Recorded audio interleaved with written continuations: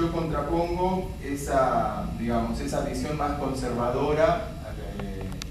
sobre, y esa función atribuida tradicionalmente al matrimonio, sobre una ética del cuidado que tiene que ver con la unión pensada básicamente en el encuentro entre personas que estén dispuestas a cuidarse y a cuidar a la descendencia, que esto es la constitución más fundamental de las familias. Y por último, analizar el tema que me parece que es poco escuchado en el tema de los debates en estos últimos 30 días en todos los medios, en todos los grupos, y que tiene que ver con ligar la conceptualización de la sexualidad en amplio sentido, no solamente de la sexualidad no heterosexual, sino de toda la sexualidad, con una conceptualización de peligrosidad que en términos religiosos podría ser pecado, pero que en términos laicos bien puede atribuirse como peligrosidad, y la relación de esta peligrosidad de una sexualidad desenfadada a lo que hace a la seguridad ciudadana y al orden institucional. Entonces, este también es un tema, el tema del cambio, ¿no?, de la institución del matrimonio, es un tema que hace a la seguridad ciudadana en este punto que me parece interesante considerar. Están diciendo que estos debates no pueden, como lo introdujo el doctor Castellani, no pueden estar separados, digamos, para que el debate sea transparente. Me parece que es muy necesario explicitar el lugar desde el que cada uno habla, y en ese sentido los debates que tienen que ver con la construcción de poder político, como lo que ocurre cuando estos temas llegan al Senado, a la legislatura o en la legislatura local que se va a debatir el próximo lunes, no pueden quedar exentos de un análisis de las elecciones racionales que hacen,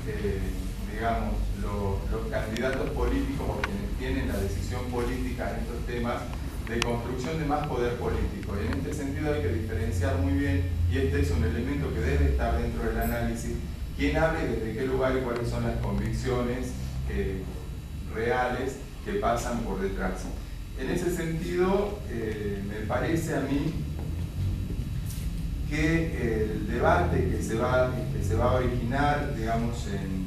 en la legislatura el próximo lunes, está teñido de cierta tendencia que tiene que ver con el poder central de Buenos Aires actuando en función de mostrar cómo las provincias que tradicionalmente han tenido un sentimiento más conservador sobre el tema de la sexualidad, no solamente de las sexualidades diferentes, sino de la sexualidad en sí mismo, digamos, están a favor de un dictamen de minoría o directamente en contra de los dos dictámenes para poder producir un efecto neutralizador de lo que se consiguió, digamos, hasta ahora con los debates en Buenos Aires y la media sanción de la ley en diputados. Esto lo traigo a colación y con esto termino. Es muy importante considerarlo porque tiene que ver también con el federalismo con que se construye, digamos, el Estado-Nación Argentina, y cómo juegan las palancas a la hora de generar sociedades más conservadoras o menos conservadoras, y que esto repercute en quiénes son los grupos que siempre se caracterizan por tener y mantener el poder, y cómo esos grupos organizan las sociedades. Y nada mejor y más primitivo que en la organización de las sociedades es el tema de trabajar a nivel de la sexualidad, que es quizás la dimensión más primigenia de la vida de las personas, y que le sirve, digamos, después para percibir todo el mundo que los rodea. Creo que hay que respetar fundamentalmente el discurso de la Iglesia. Creo que hay que ser respetuoso. Yo he notado mucho cómo la Iglesia a veces es demonizada por ciertos grupos que, en función de ampliar los derechos, se olvidan de cómo construye, digamos, una sociedad justa también y del valor religioso para todas las personas. Creo que esto es importante considerarlo y creo que hay que aprender a dialogar con la Iglesia de una manera más sólida y entendiendo más qué es lo que propone la Iglesia.